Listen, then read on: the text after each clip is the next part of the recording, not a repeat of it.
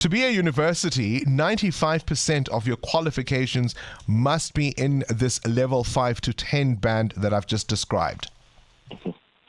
Yeah, that's where universities are at the moment, and that's correct. I mean, if you want to define universities, then that's what universities should do.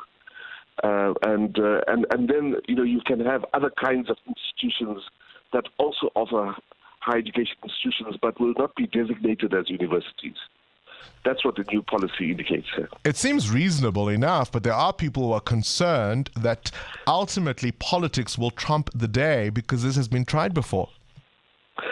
Well, I don't know when it has been tried before. There are 3 or 4 fairly important issues here. I mean, the one is that we have to grow the sector, and we have to grow the sector sort of organically, right? I mean, there just isn't enough money to double the number of universities in the short term.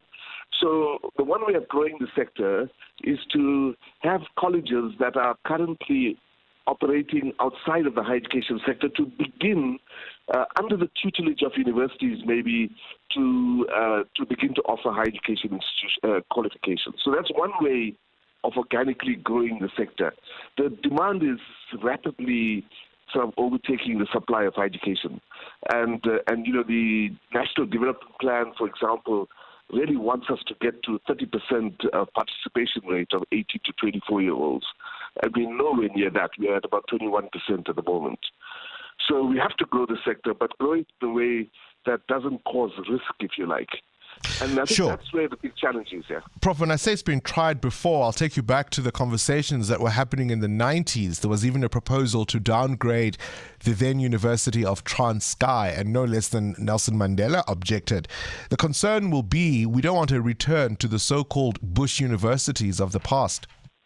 Yeah, so I think we have to understand that the impetus for this is really for the creation of new spaces for higher education qualifications. It's not about closing down spaces. So that's the logic, if you like, that drives this.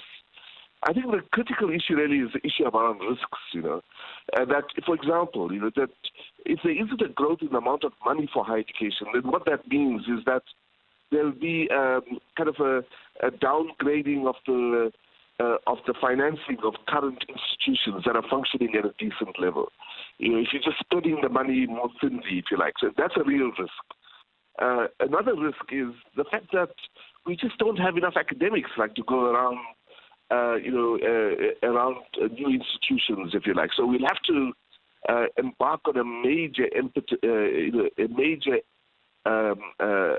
project to develop new generations of scholars, if you like, who can teach at these institutions.